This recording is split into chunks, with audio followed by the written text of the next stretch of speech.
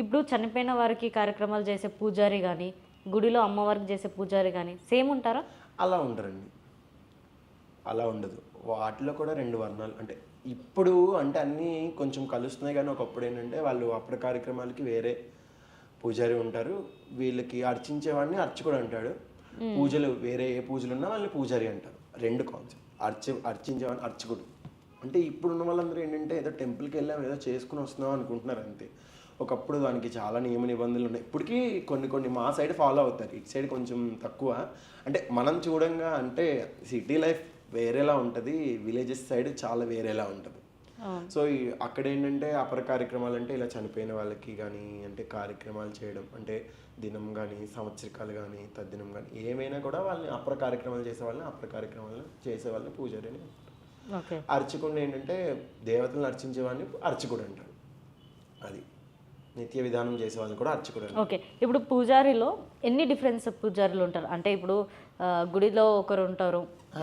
అదే గుళ్ళో చేసే వాళ్ళందరూ ఆల్మోస్ట్ మేము గుళ్ళోనే చేస్తాం.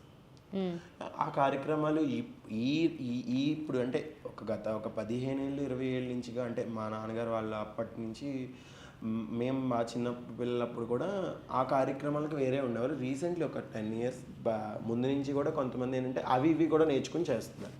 అంటే మన ఇన్కమ్ సరిపోక వాళ్ళు ఏంటంటే అసలు చెప్పాలంటే అర్చకుడు ఉన్నాడు కదా అంటే దేవతలను అర్చించేవాడి కన్నా ఆ ఐశ్వర్యం ఆ పితృ కార్యక్రమాలు చేసే అపరం చేసే వాళ్ళకి దేవుడు అనుగ్రహం ఎక్కువ లభిస్తుంది.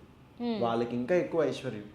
వాళ్ళని చూస్తే కూడా వాళ్ళ దగ్గర మంచి వైబ్ ఉంటుంది. అంటే వాళ్ళు చేసుకునే దాన్ని బట్టి కూడా వాళ్ళకి ఐశ్వర్యం పెరుగుద్ది. ఐశ్వర్యం అంటే ఫస్ట్ ఆఫ్ ఆల్ అందరికీ ఐశ్వర్యం అంటే అంత తెలియదు. ఐశ్వర్యం అంటే వాళ్ళు రోజు రెగ్యులర్గా వాళ్ళు డబ్బు సంపాదించే దాంట్లో కానీ వాళ్ళు మానసికంగా కూడా ఆరోగ్యంగా ఉంటారు. దాన్ని కూడా ఐశ్వర్యం అనొచ్చు మనం. ఆరోగ్యం ఐశ్వర్యం ఉంటేనే ఏదైనా.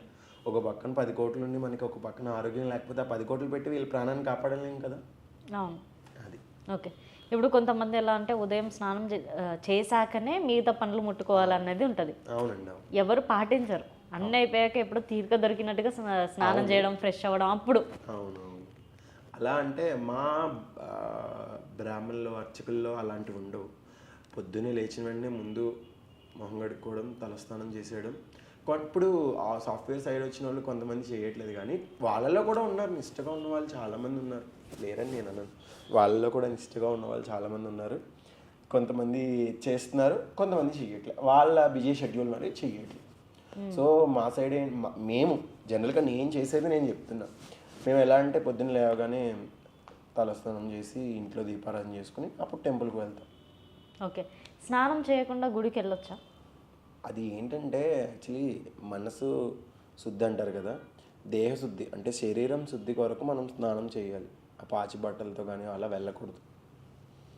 అది ఇప్పుడు జనరేషన్ వాళ్ళు ఏంటంటే కొంతమంది తెలియక వెళ్తున్నారు కానీ తల్లిదండ్రులు చెప్పడంతో మారుతున్నారు. వెళ్ళకూడదు. అది వెళ్ళకుండా మనం పొద్దునే మొహం కడుక్కుని అంటే ఇప్పుడు బ్రష్లో వచ్చిన ఒకప్పుడు వేప పుల్లలతోనూ నెక్స్ట్ అది నాకే గుర్తుకు రా పౌడర్ ఉంటుంది కదా, ఆ పౌడర్ యూజ్ చేసి తర్వాత తలస్నానం చేసి ఇంట్లో దీపారాధన చేసుకున్నాక గుడికి వెళ్ళాలి. ముందు మన ఇల్లే మనకి దేవాలయంతో సమానం. మన ఇంట్లో తర్వాత ఏంటంటే చాలామంది అన్నం తిన్న తర్వాత ఆ అన్నాన్ని చీపురుతో తుడుస్తారు. అదొకటి తుడవకూడదు. అన్నంని చీపురుతో తుడవకూడదు. మనం వేళ్ళతో ఎత్తి ఒక గిన్నెలోకి వేసుకుని అది బయట పోయాలి తప్ప అలా అన్నాన్ని చీపురుతో తుడవకూడదు. అన్నపూర్ణాదేవిని మనం అవమానించినట్టే. నా ఉద్దేశంతో చెప్తున్నా. అందరూ అలా చేస్తున్నారన్న కాన్సెప్ట్ అయితే కాదు, నేను చెప్పాలనుకున్నాను.